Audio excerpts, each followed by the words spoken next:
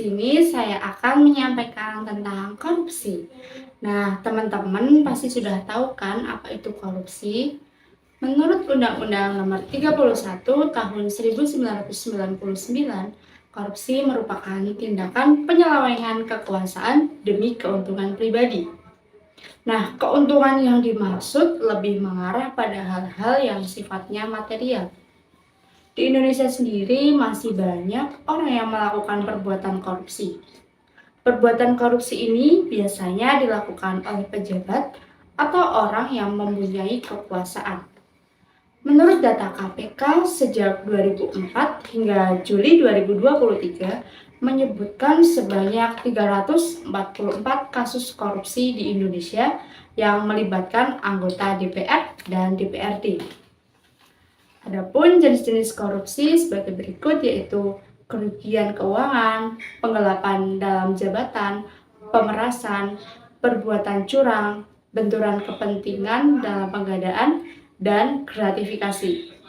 Nah, dari penjelasan tersebut, ada pun contoh video perbuatan korupsi yang dilakukan pejabat desa.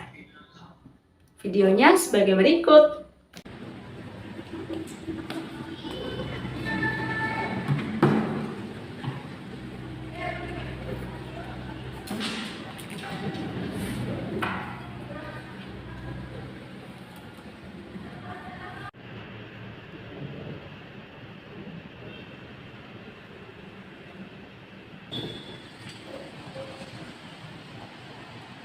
Permisi, Bu. Semoga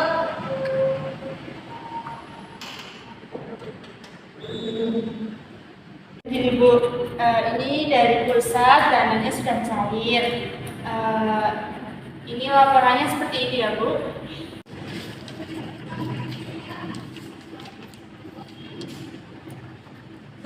Ini beneran 300 juta doang, Mbak? Iya Bu, kan dari pusat dananya emang segitu. Ya udah, lanjutin ya. Baik Bu, akan saya urus semuanya. Nanti tinggal terima beres aja. Kalau begitu saya permisi ya Bu.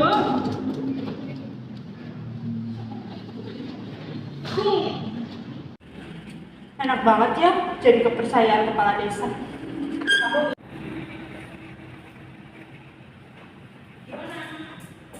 Udah, tenang aja, udah beres ya. Aku yang masih. Terus nanti tugasmu ngapain, Mbak? Udah, kamu santai aja, biar nanti aku yang handle semua. Ya udah deh. Mbak, aku balik dulu ya, Mbak. Oh iya, hati-hati ya. Iya. Kayaknya udah aman nih, sepi. Apa uangnya aku transfer sekarang aja ya ke rekeningku? Oh iya aja deh.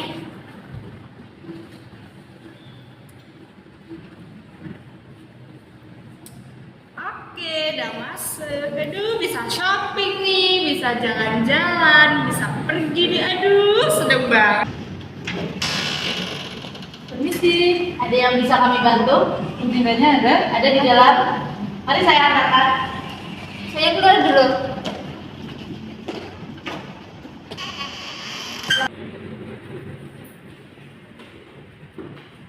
Permisi Bu, ada tamu. Oh iya, silakan duduk, Mbak. Terima kasih Bu. Oke. Saya pamit keluar dulu Bu. Iya.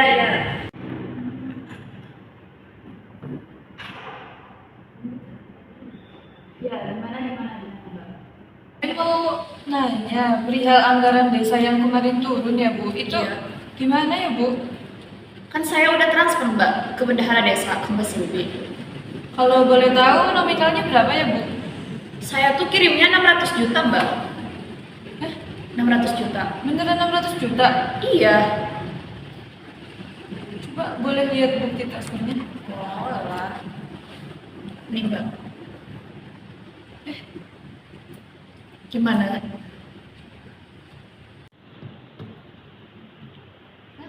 Ya udah. Makasih ya, Bu. Oh, oke. Kayaknya kami pulang ya, Bu. Iya, silakan Mbak, silakan.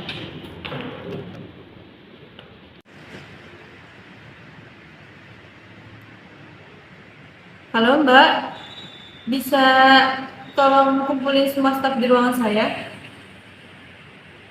Oke, terima kasih.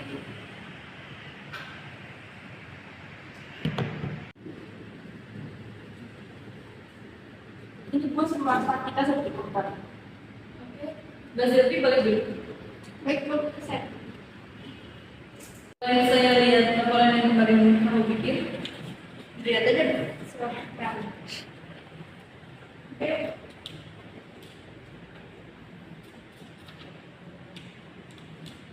Bisa kamu jelaskan apa maksudnya ini? Gimana, Bu? Apanya? Emang benar ini yang dana yang pergi itu 300 juta? Bener, Bu, dari pusat cuma ngasihnya segini. Masa saya bohong sih, Bu? Kamu yakin? Yakin? Tanya aja sama Riva. Riva juga tahu kan? Aku nggak tahu kan Mbak Silvi waktu itu bilang katanya mau diurus sama Mbak Silvi sini. Tapi kan aku juga tahu. Dananya berapa? Mbak Silvi nggak ngomong. Gak usah gitu dong. Tapi Bu, ini bukan cuma saya ya yang tahu. Riva juga tahu, Bu. Aku bener nggak tahu kok. Emang dananya segini, kamu itu gak usah bohong deh. Udah, saya tanya. Kamu yakin bahwa Bohong, Bu. Buat apa saya bohong?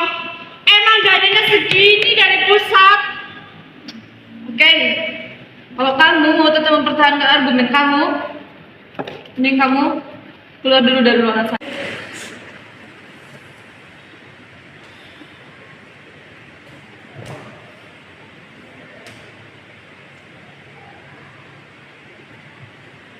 Halo, Mbak Rifa. Bisa ke ruangan saya sekarang? Oke, terima kasih. Permisi, Bu. Oke, balik dulu, Pak. Terima kasih. Saya untuk kamu ke sini, saya mau lanjutin masalah yang kemarin, yang soal dana yang dari pusat. Saya mau tanya dari sisi kamu itu jawabannya seperti apa?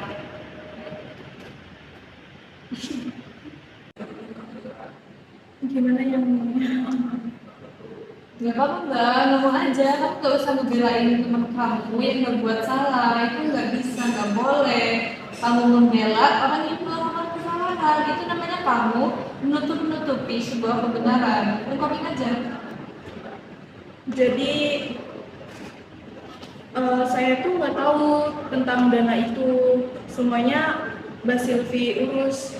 Soalnya Mbak Silvi bilangnya katanya mau dia urus semuanya. Kamu nggak ikut ambil bagian dalam proyek itu? Enggak, Lah, kamu kan juga stafnya Mbak Silvi. Kenapa kamu nggak tahu apa-apa? karena Mbak Silvi mintanya katanya dia aja yang urus semuanya, aku nggak usah ikut-ikutan. Jadi ya udah, aku nggak ikut-ikutan. Saya mau tanya, kamu kan bilang kamu nggak ikut proyek itu kan? Terus kamu di sini kerjanya apa? Kamu beneran nyerahin semua proyek itu ke Mbak Silvi? Kamu nggak ikut ambil bagian dalam proyek itu? Enggak, Lah, kenapa kamu ngelakuin itu? Terus kamu kerjanya di sini kerja apa? Kamu makan gaji buta? Ini saya maafkan, tapi untuk kedepannya kamu nggak boleh melakukan hal seperti itu lagi. Kalau kamu melakukan hal seperti itu lagi, kamu tahu kan hasilnya seperti apa? Oke, kamu bisa keluar dari ruangan saya sekarang. makasih ya Bu, maaf juga ya Bu. Mau ketemu kepala desa?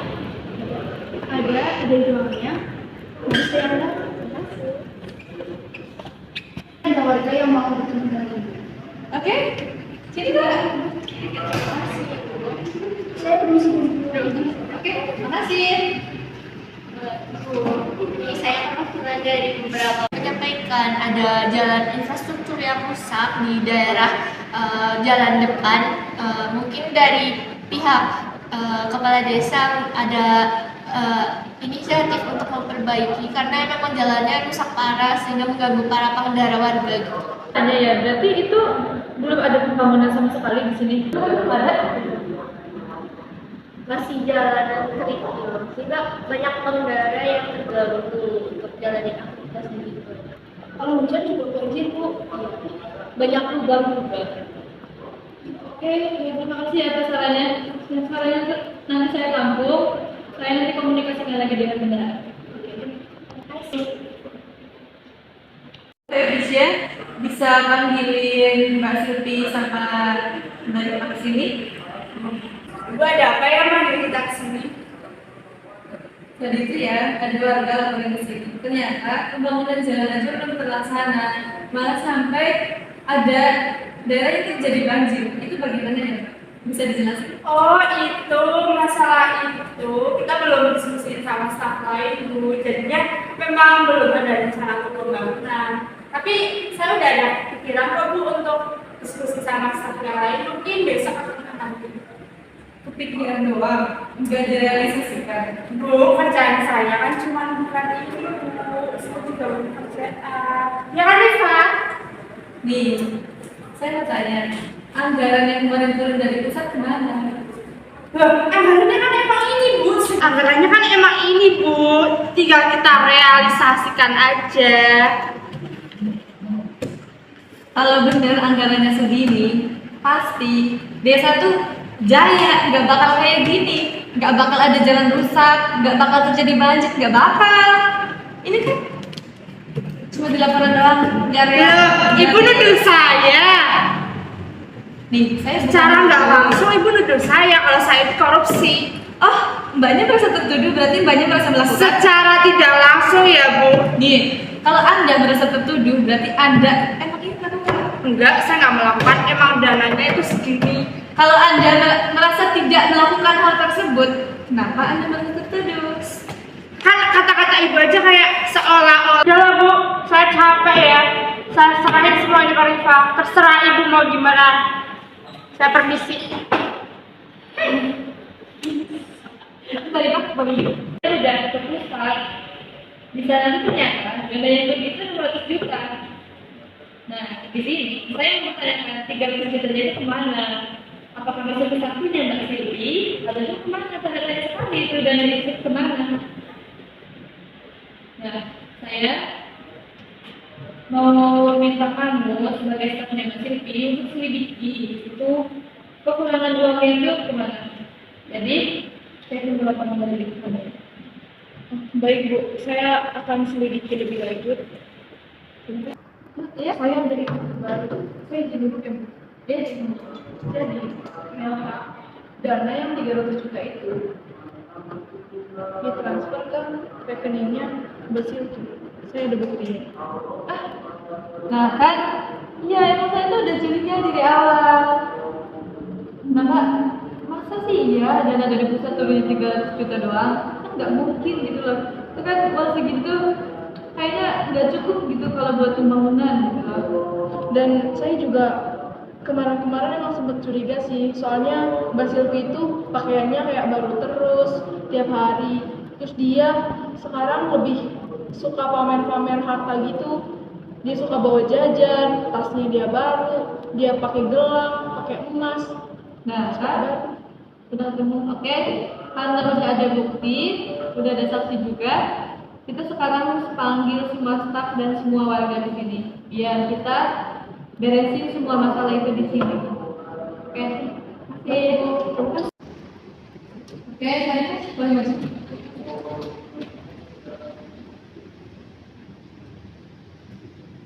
Ini Bisa, Pak? Ibu, saya nggak bermaksud buat korupsi Bu sebenarnya Bu. Saya hilaf Bu beneran. Tolong jangan fret saya Bu. Tapi hukum tetap berlaku. Tindakan korupsi itu ada tindak pidana. Tolonglah Bu, jangan laporin saya ke polisi Bu, tolong. Saya janji Bu nggak akan mengulanginya lagi Bu, saya janji, tolong Bu, tolong. Saya di sini sebagai kepala desa tidak bisa berat ke sebelah pihak saja. Jika kamu saya selamatkan, saya tidak laporkan ke polisi. Ini para warga dan para staf di sini, gimana kalau kedepannya malah mencontoh hal tersebut? Saya minta maaf ya Bu. Ini di luar dari saya. Saya nggak terlalu menyalahkan kamu, hanya saya tuh ingin kamu menjalani hukuman itu. baru saya akan bertanggung jawab atas kesalahan saya. Semuanya boleh bergabung. Ini 10. Nah, buat teman-teman, jangan pernah melakukan perbuatan korupsi karena korupsi itu melanggar peraturan dan menjadi perbuatan yang tidak baik. Jadi, kita sebagai generasi penerus bangsa harus selalu memerangi korupsi dimanapun. Jadi, buat teman-teman di luar sana, jangan pernah melakukan perbuatan korupsi karena korupsi merupakan perbuatan yang tidak baik dan juga melanggar peraturan undang-undang. Betul, karena selain itu korupsi juga dapat merugikan semua pihak, nggak hanya satu pihak saja tapi semuanya. Diri kita terutama yang paling dirugikan. Betul.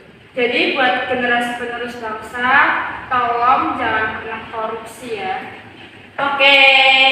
Dadah, jauhi korupsi. Oke. Dekatnya nggak? Stop. Nah, penyebab terjadinya korupsi. Yang pertama ada ketidaktransparan, yang kedua kehadiran peluang, yang ketiga ada gaya hidup mewah, terus yang keempat ada kurangnya kesadaran etika. Nah, upaya apa saja sih yang bisa mencegah terjadinya korupsi? Yang pertama itu ada hidup sesuai kemampuan, yang kedua ada mengatur manajemen, yang ketiga fokus kepada kinerja dan tanggung jawab pribadi, terus yang keempat ada mengatur pengeluaran. Terima kasih.